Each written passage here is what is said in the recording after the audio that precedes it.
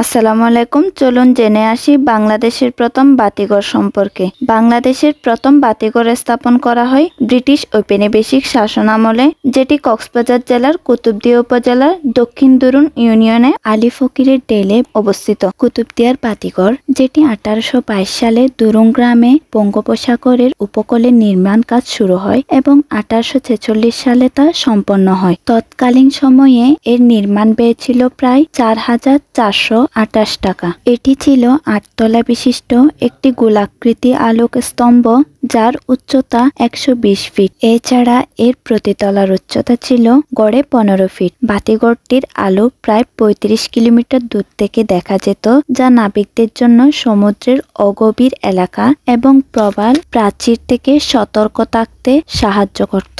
সময়ের সাথে সাথে বিভিন্ন প্রাকৃতিক দুর্যোগের কারণে এটি ক্ষতিগ্রস্ত হয়। 1897 সালের ঘূর্ণিঝড়ে এটি ব্যাপকভাবে ধ্বংসপ্রাপ্ত হয় এবং 1960 সালে আরেকটি জলোচ্ছ্বাসে সম্পূর্ণভাবে সমুদ্রে বিলীন হয়ে যায়। এই বাতিঘরটি ব্রিটিশ ঔপনিবেশিক আমলের সাথে জড়িত ইঞ্জিনিয়ার JH টুগুডের এই নকশাটি তৈরি করে। পরবর্তীতে স্বাধীনতার পর 1972 সালে কুতুবদিয়ার দক্ষিণ দুরুং এলাকায় আরেকটি নতুন বাতিঘর নির্মিত হয়। এটি ইস্পাতের কাঠামো দিয়ে তৈরি এবং বর্তমানে ডিজেল জেনারেটর ও ব্যাটারির মাধ্যমে আলো জ্বালানো হয়। এই বাতিঘরটি এখনো অসংখ্য নাবিকদের পথ দেখায়। একটি ঐতিহাসিক দৃষ্টিকোণ থেকে পুরনো বাতিঘরটির ধ্বংসাবশেষ এখনো সমুদ্রের নিচে থাকলেও স্থানীয় লোকদের কাছে এর গল্প এখনো জীবন্ত।